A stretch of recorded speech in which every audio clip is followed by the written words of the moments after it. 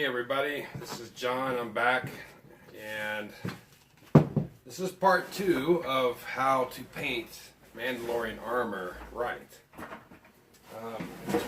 As I said before, there were some videos I watched that were actually really disappointing, considering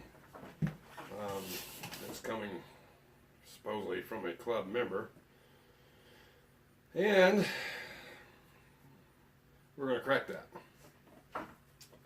And now, so what I got the Django style codpiece. I've got it attached to the belt that I'm going to be using it on. And what I'm going to do is begin the masking. And I'm going to use tape on the belt. I want to paint over the rivets I have. And I want them to blend in. Which this probably won't really matter too much because it's going to end up covered in black anyway. This is just to kind of eliminate any excess paint. The belt's going to be hidden underneath the. Not sure if I'm going to use a girth belt yet, but I am going to have a comma and a. Definitely ammo belt. I already got the ammo belt built and holster and all that good stuff. So that's already all built, ready to go. So that will be covering the rivets and the belt completely all the way around. You'll never even seen the belt. Speaking of belts, I got belts falling on my back. All right, now this is the part people seem to have the hardest part doing, because they seem to get out of control whenever they do it. And I use liquid latex, Halloween liquid latex. You buy it at Walmart for $9.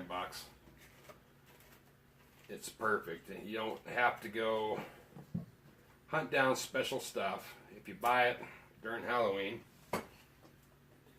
you'll always have it. This bottle is probably 3 years old.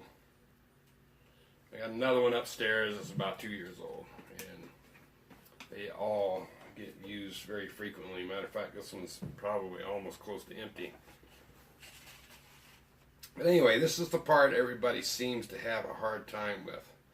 And all I'm using, you can use a brush. I've seen somebody online use a brush, and I think that's part of the problem. It's making the marks too big because they're using a fairly big brush too. I use a Q-tip. I string it out a little bit. It kind of gives those really fine, jagged edges along. And this is basically, here, I'm going to move in a little closer. I'm going to move the camera up, so you can actually see closer up to what I'm doing. And you're not so much watching me, but watching what I'm doing here. So we will move that up. That should help a lot. Alright, so take off the excess of the latex. And as you see, the end of the Q-tip, it's strung out. It's thin on one end. I'll run along and actually take this and make little jagged edges like that. It doesn't need to be huge marks. You know, you can use this, wet it up a little bit. You can make scratches, fine scratches. The gouges I got in here that I actually did with the Dremel on accident. So I'm going to widen that out a little bit. See, and the person I was watching do this, they were doing like these big round blobs like this. You know what? Make that shit jagged. Make it rough. Give it a little fine scratches and stuff.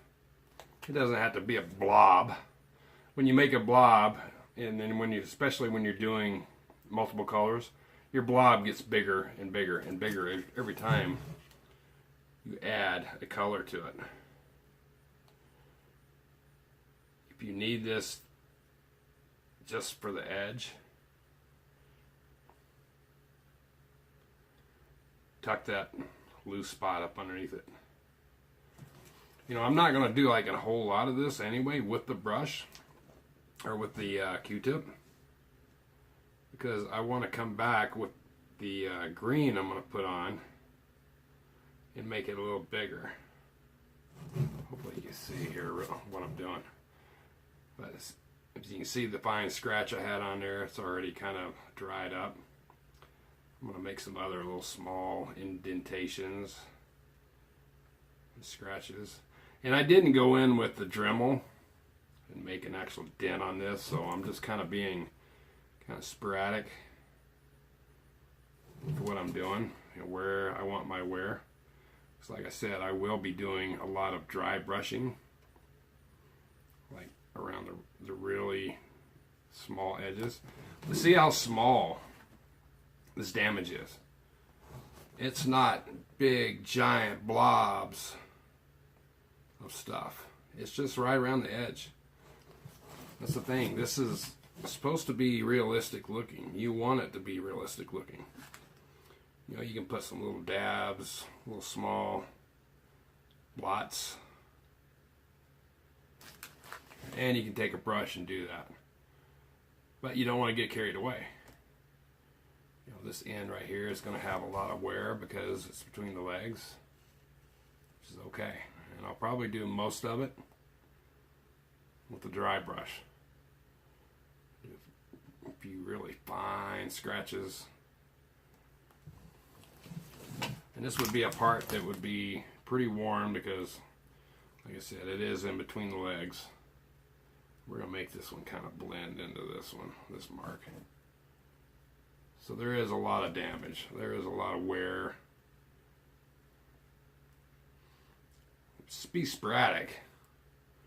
It doesn't have to be a big blob and a big blob and a big blob, you know, like that.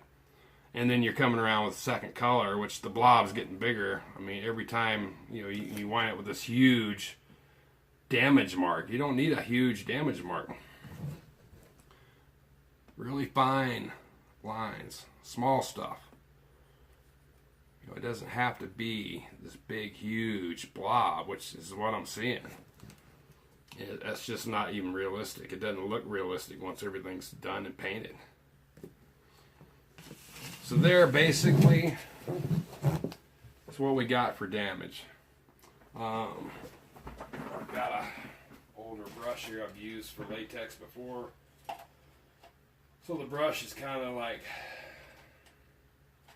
already coated in latex. And you can take this, put a little bit of latex on it, tap the brush for little dots. Little wear marks, like almost like sandblasting. You know, and you don't have to do a lot. It's real fine, just like I did right there. You let that dry, and next step, we're going to go and put the green over it.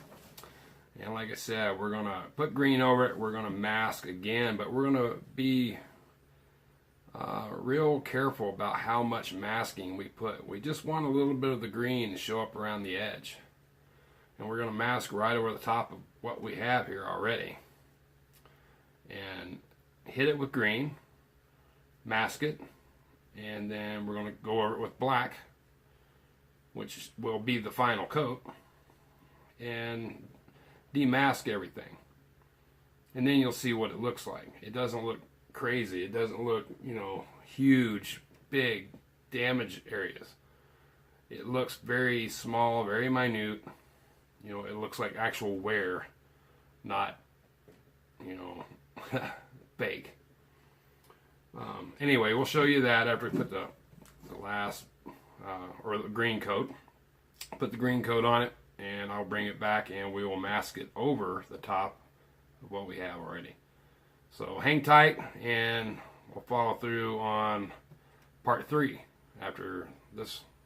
Thanks for watching.